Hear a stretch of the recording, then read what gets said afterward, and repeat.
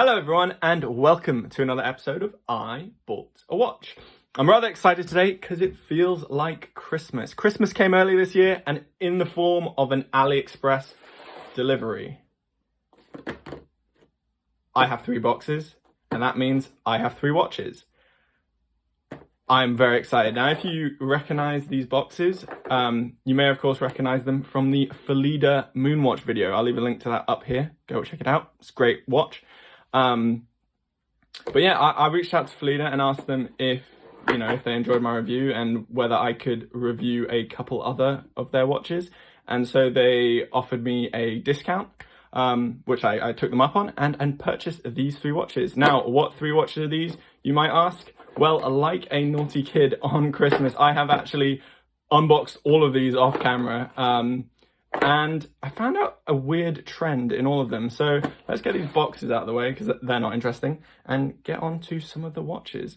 So first watch here is this Rolex Submariner Kermit Homage.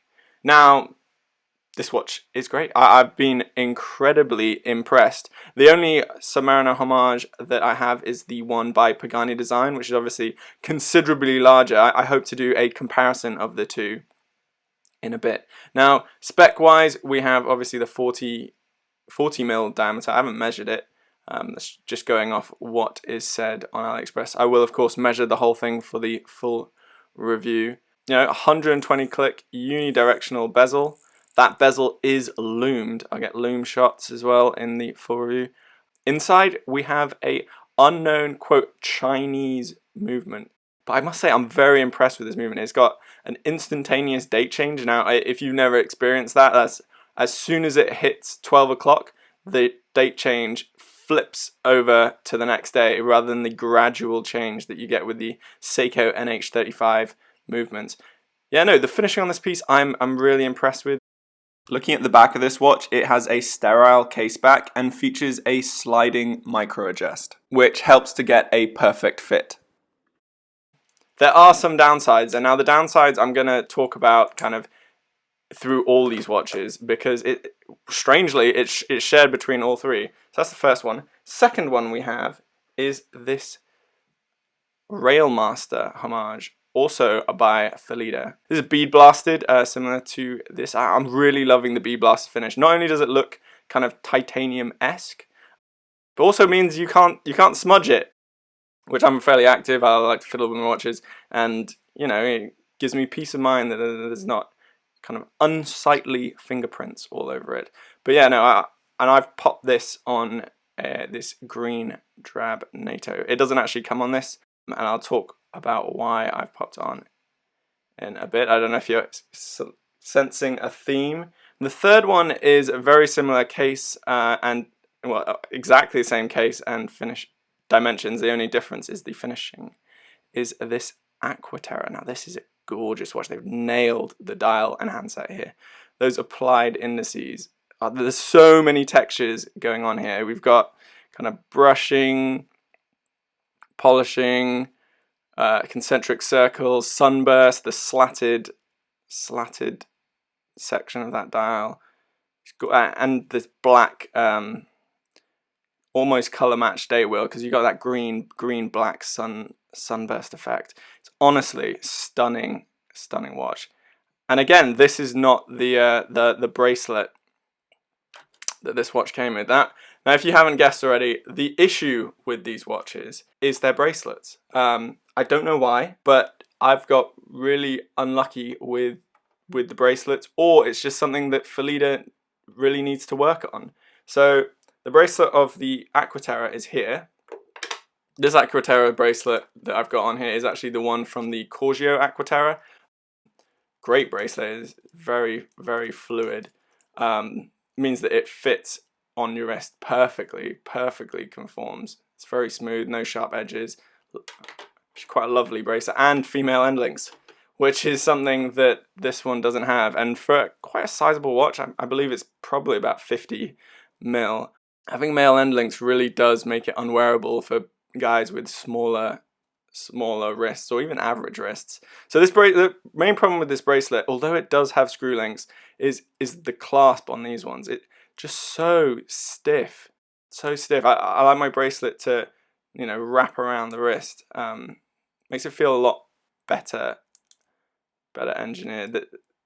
I mean, this one's not as bad. You'll see on the bead blasted one here that this bracelet is unbelievable. I mean, I can't even open it. Unbelievably stiff. I mean, look at that. That shouldn't be happening on a butterfly clasp. It should, like this other side, kind of just flop down.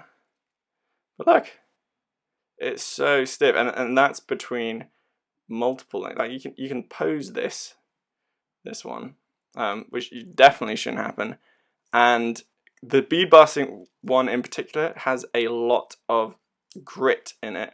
Certainly unscrewing those links, there was a lot of grit and grime within the links, and I don't know, it just doesn't have a feeling of quality that the heads of these watches. Now don't get me wrong, the heads of these watches are pretty amazing, and I might even argue are worth purchasing just for the heads of the watch. I mean,